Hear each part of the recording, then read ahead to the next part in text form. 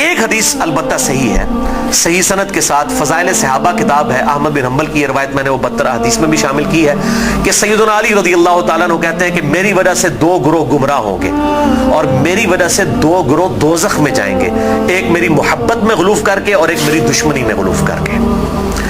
تو یہ سیدنا علی کا قول ہے، اور یہ محدثین کا پیٹ رول ہے کہ اگر کسی صحابی کا قول غیبی خبر سے متعلق ہو تو یہ امپلائیڈ ہوتا ہے کہ یہ نبی کے بتانے پر ہی موقوف ہے، یعنی نبی نے خبر دی ہے تب ان کو یہ مستقبل کی خبر پتہ ہے، ورنہ نبی کے علاوہ تو کسی کے پاس علم غیب نہیں نہ ہوتا اللہ تعالیٰ کی طرف سے۔ کوئی اور شخص تو یہ دعویٰ نہیں کر سکتا میرے اوپر وہی نازل ہوتی ہے، تو نبی کو جتنا اللہ تعالیٰ علم غیب دیتا ہے، غیب پر اطلاع دیتا ہے، وہ امت تک پہنچا دی جاتی ہے۔ تو سیدنا علی جب یہ قول بیان کر رہے ہیں تو یقیناً یہ موقوف ہے نبی صلی اللہ علیہ وسلم کے بتانے کے اوپر۔ تو یہ 2 ایکسٹریم رویے امت میں آج تک موجود ہیں، لیکن اب مسئلہ یہ ہوتا ہے کہ چونکہ فرقہ واریت ہو جاتی ہے تو اہل سنت سے اگر آپ پوچھیں گے وہ کہیں گے جی وہ جس دوزخ میں جس گروہ نے جانا ہے نا وہ یہ رافضی شیعہ ہیں، دیکھیں سیدنا علی کے بارے میں کتنا غلو کرتے ہیں۔ اچھا آپ شیعہ سے جا کے پوچھیں وہ کہیں گے جس بندے جنہوں نے حضرت علی کی دشمنی میں دوزخ میں جانا ہے وہ اہل السنہ ہے۔ یہ دیکھیں کہ یہ حضرت علی کی جب شان بیان ہونی شروع ہوتی ہے تو یہ شیعت کا فتویٰ لگا دیتے ہیں، ٹھیک ہے۔ تو یہ دونوں ایکسٹریم رویے ہیں۔ اہل سنت کے ہاں بھی ناسبی موجود ہیں جو سیدنا علی سے بغض رکھتے ہیں، آج تک موجود ہیں، اور ان کی زیادہ تر تعداد جو ہے وہ اہل حدیث اور دیوبند مکتبہ فکر کے اندر موجود ہے۔ آپ کچھ بریلیوں میں بھی ایک کا دکا دانے آنے شروع ہو گئے، اور اسی طریقے سے جو رافضیوں کی اکثریت ہے وہ اہل تشیع کے ہاں پائی جاتی ہے جو کہ سیدنا علی کے بارے میں غلو کرتے ہیں۔ اہل سنت کا درمیان میں مسلک ہے اس حوالے سے، اور اس میں وہ امام شافعی کا شعر کوٹ کروں گا ضرور، جو انہوں نے دیوان الشافعی ان کا اپنا دیوان چھپا ہوا ہے، اس میں کوئی سند کی ضرورت نہیں ہے، اور تمام ائمہ محدثین نے اپنی حدیث کی کتابوں میں اس قول کو نقل کیا ہے، اسماء الرجال کی کتابوں میں اس قول کو نقل کیا ہے۔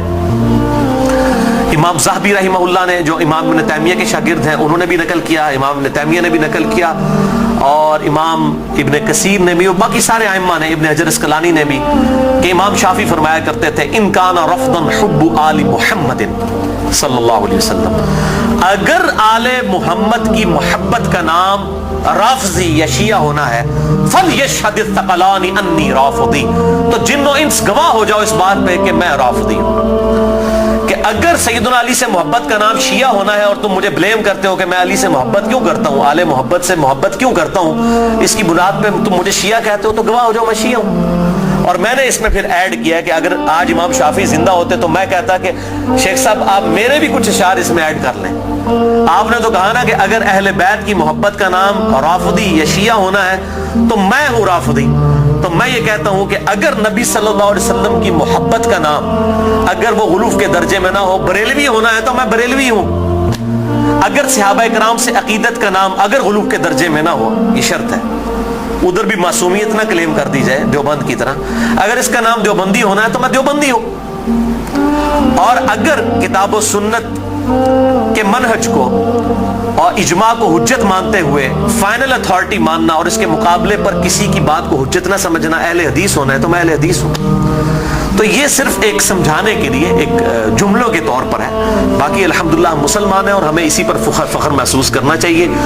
اللہ تعالیٰ نے ہمیں مسلم پیدا فرمایا ہے، وَسَمَّاكُمُ الْمُسْلِمِينَ، اس نے نام بھی ہمارا مسلمان رکھا ہے، ہمیں اسی پہ فخر محسوس کرنا چاہیے۔ باقی جو یہ فکر کی بات ہوتی ہے، اگر اصحاب الحدیث یا اہل السنہ کی فکر محدثین نے استعمال کی تو یہ فکر کے طور پر تھا، کبھی یہ مسجدوں کے باہر اس طریقے سے تفریق نہیں کی جاتی تھی جس طرح آج کل ہو چکی ہے، اور آج کل بھی ہر جگہ نہیں ہے۔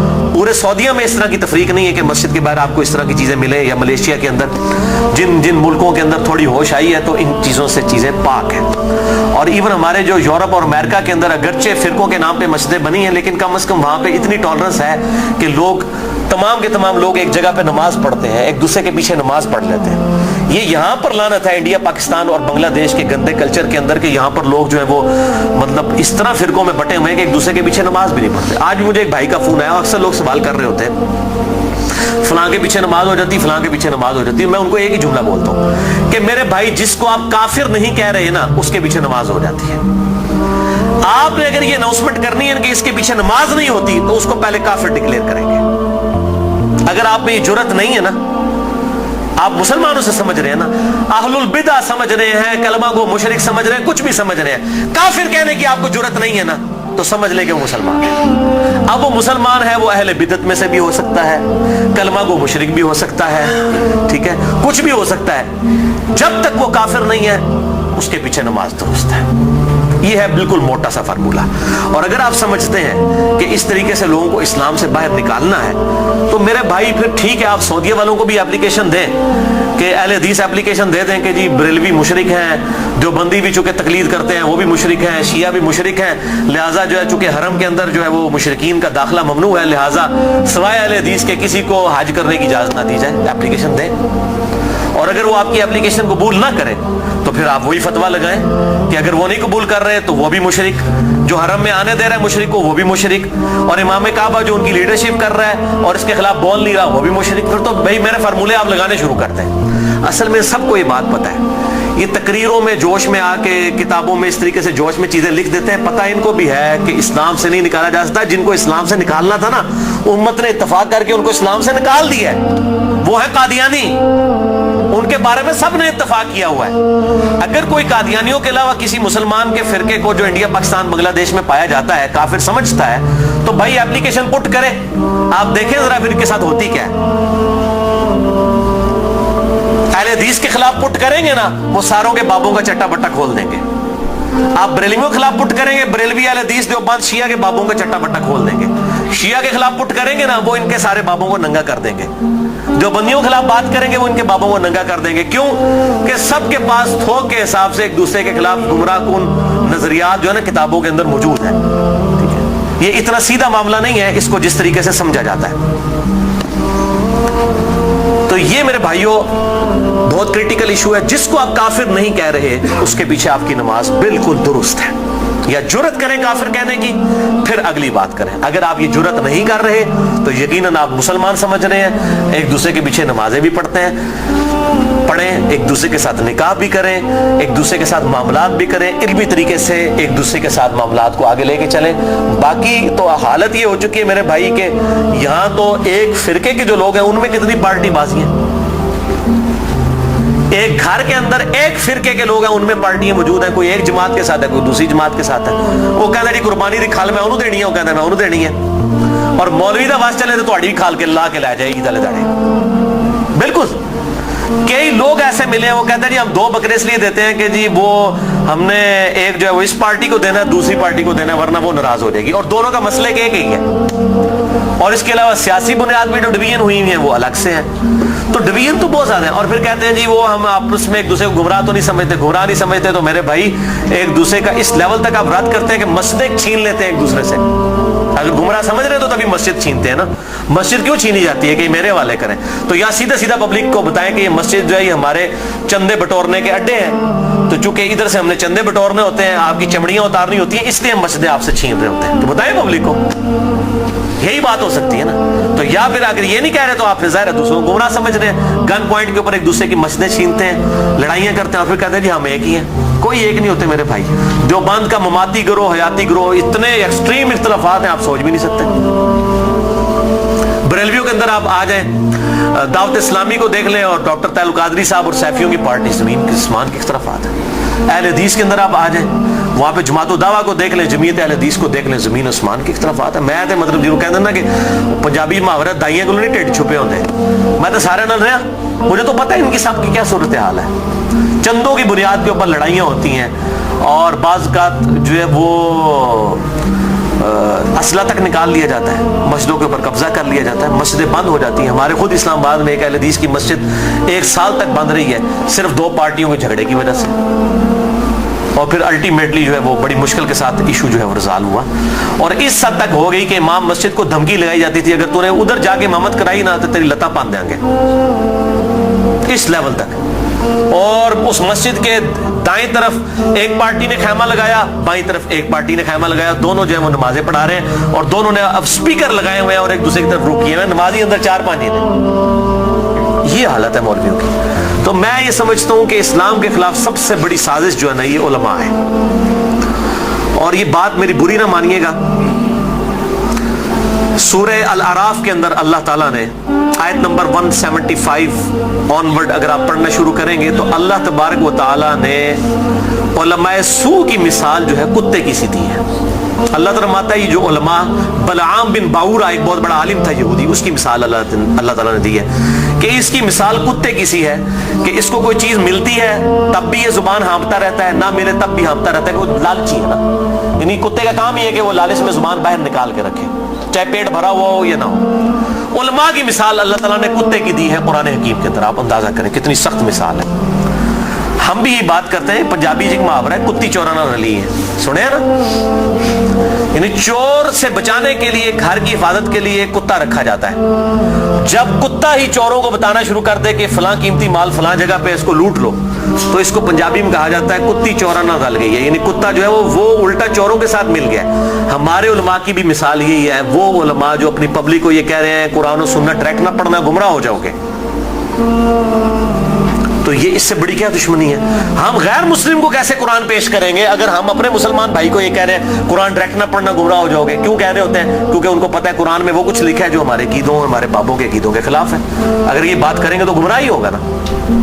تو یہ جو پٹی پڑھا رہے ہیں، مجھے بتائیں اس سے بڑے اسلام کے دشمن کون ہیں؟ اب آپ ان کی پگڑیوں سے، داڑیوں سے، تسبیحوں سے، ان کی شکلوں سے دھوکہ نہ کھائیں. اسلام کے بہت بڑے دشمن ہیں یہ لوگ. اللہ تعالیٰ ان کے شر سے محفوظ فرمائے. تو بات کہاں سے کہاں نکل گئی. اللہ تعالیٰ فرماتا ہے ہم نے ماں باپ، ان کو ماں اور بیٹے دونوں کو جہان والوں کے لیے بہت بڑی نشانی بنایا تھا. ان ھذہ امتکم امۃ واحدہ، اے نبیوں کے ماننے والوں یہ سب کی سب امتیں، تمام نبیوں کے پیروکار اور انبیاء کی تعلیمات ایک ہی تھی. وَأَنَا رَبُّكُمْ فَاعْبُدُونَ، اور میں تمہارا رب ہوں بس میری ہی عبادت کرو. یعنی عیسیٰ، موسیٰ، ابراہیم، نوح علیہ السلام اور محمد رسول اللہ صلی اللہ علیہ وسلم یہ ایک ہی درخت کی شاخیں ہیں، ایک ہی درخت کے پھل ہیں. یہ کوئی ڈیفرنٹ تعلیمات نہیں ہے، بنیادی عقائد سیم ہے. ہاں وقت کے ساتھ ساتھ اللہ تعالیٰ نے شریعت کے اندر کچھ تبدیلی کی، لیکن بنیادی عقیدہ توحید سب کا سب ایک، اور وہی اللہ تعالیٰ نے بات کر دی. وَأَنَا رَبُّكُمْ، اور میں ہوں تمہارا رب. فَاعْبُدُونَ، بس میری عبادت کرو. وَتَقَطَّعُوا أَمْرَهُمْ بَيْنَهُمْ، مگر لوگوں نے پارا پارا کر دیا آپس میں دین کو. كُلٌّ إِلَيْنَا رَاجِعُونَ، سب کے سب کو لوٹ کر ہمارے پاس آنا ہے. اللہ تعالیٰ فرماتا ہے ہم نے ایک دین دیا تھا لیکن لوگوں نے فرقے بنا لیے.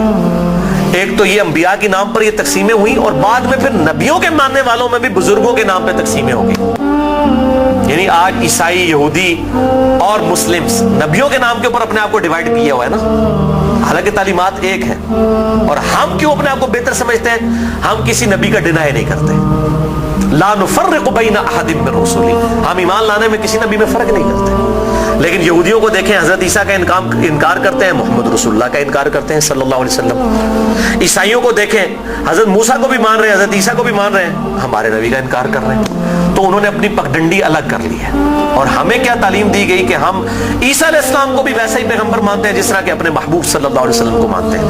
ہمارے نزدیک نبی صلی اللہ علیہ وسلم کا انکار کرنے والا بھی ویسے ہی کافر ہے جس طرح کسی ایک پیغمبر کا انکار کرنے والا کافر ہے. سیم یہ اللہ تعالیٰ نے. لیکن پھر امت کے اندر کیا ہوا؟ نبی صلی اللہ علیہ وسلم تو چلے گئے، اور آپ صلی اللہ علیہ وسلم کے بعد وقت جب گزرتا گیا، لوگوں نے اپنے بزرگوں، بابوں کے نام کے اوپر فرقے کھڑے کرنا شروع کر دی. اس میں بزرگوں کا قصور نہیں تھا.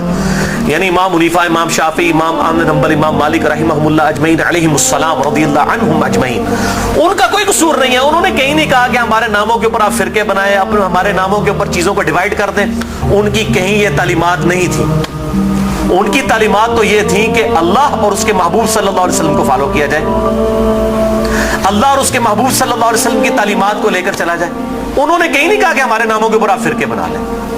تو میں ان کو کنڈیم نہیں کر رہا. آج جب ہم عیسائیوں کو کنڈیم کرتے ہیں، معاذ اللہ استغفر اللہ، ہمیں کبھی گمان بھی نہیں ہوتا کہ حضرت عیسیٰ علیہ السلام کی ہم توہین کر رہے ہیں. ہم تو کہہ رہے ہوتے ہیں کرسچینٹی غلط ہے، عیسیٰ علیہ السلام تو وجیہاً فی الدنیا والآخرہ، ان کا کون انکار کر سکتے ہیں؟ ان سے تو ہم محبت کرتے ہیں، ان کی محبت کو ہم اپنے ایمان کا حصہ سمجھتے ہیں.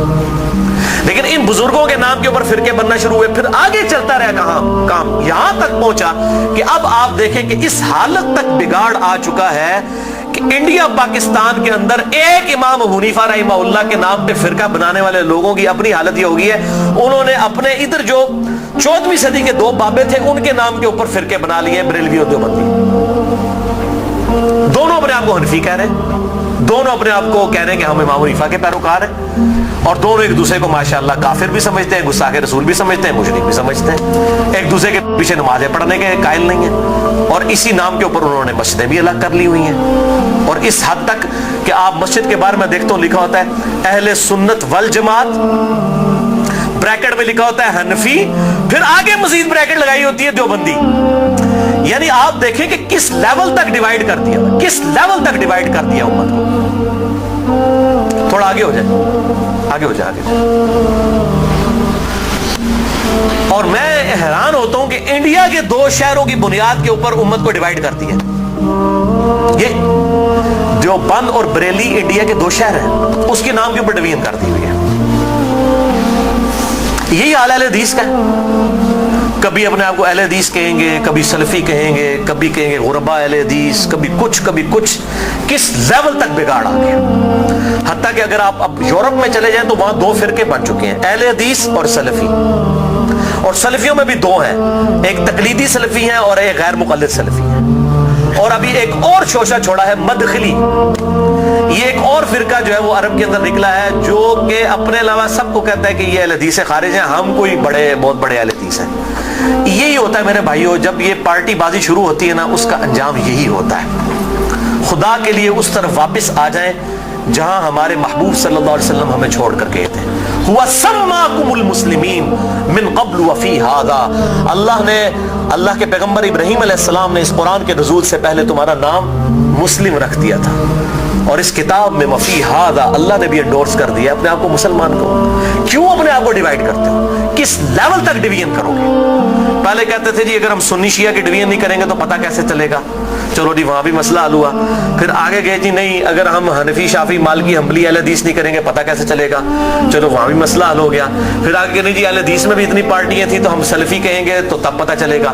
میرے بھائی یہ جتنی دمیں لگائی ہوئی ہیں نا، میں ان کو دمیں کہتا ہوں، یہ آپ دمیں لگاتے چلے جائیں، اس کی کوئی اینڈ نہیں ہے، سوائے اس کے کہ امام مالک رحمہ اللہ کا قول ہے، وہ فرمایا کرتے تھے اس امت کے آخری حصے کی بھی ہدایت ویسے ہی ہوگی جس طرح کے ابتدا کے حصے کی ہوئی تھی. صحابہ کرام علیہم رضوان، اہل بیت، بریلوی، دیوبندی، اہل حدیث، شیعہ، اہل سنت اس تفریق سے بہت بالا تھے. آج بھی الحمدللہ وہ مسلمان اس پیٹرن کے اوپر. مجھے کہتے ہیں لوگ جی وہ آپ کس فرقے سے ہیں؟ میں کہتا ہوں جی میں اس گروہ میں شامل ہوں. فرقہ تو ہے ہی اسلام میں حرام، ٹھیک ہے. اللہ تعالیٰ نے واضح طور پہ فرما دیا ہے کہ ان الذين فرقوا دينهم وكانوا شيعا لست منهم في شيء. اے نبی جنہوں نے دین میں فرقے بنائے اور اپنے آپ کو گروہوں میں بانٹ لیا، آپ کا ان سے کوئی تعلق ہی نہیں ہے. سورۃ الانعام آیت نمبر 159. اس طریقے سورہ آل عمران کے اندر ہے واعتصموا بحبل اللہ جميعا ولا تفرقوا. اللہ کی رسی یعنی قرآن کو، صحیح مسلم میں آتا ہے غدیر خم کی حدیث میں کہ یہ قرآن ہے اللہ کی رسی، اس کو مضبوطی سے پکڑ لو، فرقوں میں مت بٹو. پھر پوچھ رہے ہوتے ہیں فرقہ کون سا ہے، تو میں پھر آخر میں تنگ آ کے کہتا ہوں میرے بھائی میرا وہی گروہ ہے جو صحابہ کرام کا تھا. اگر صحابہ بریلوی تھے تو میں بریلوی ہوں، اگر صحابہ دیوبندی تھے تو میں دیوبندی ہوں، اگر صحابہ اہل حدیث تھے تو میں اہل حدیث ہوں، اگر وہ شیعہ تھے تو میں شیعہ ہوں.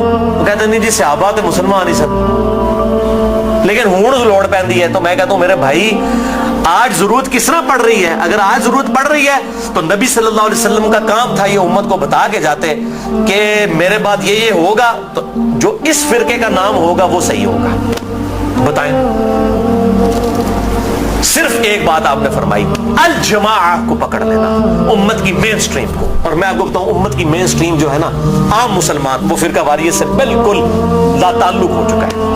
اور خصوصاً ابھی جو نیو مسلم ہے وہ اپنے آپ کو مسلمان محسوس کرنے میں ہی فخر محسوس کرتے ہیں الحمدللہ.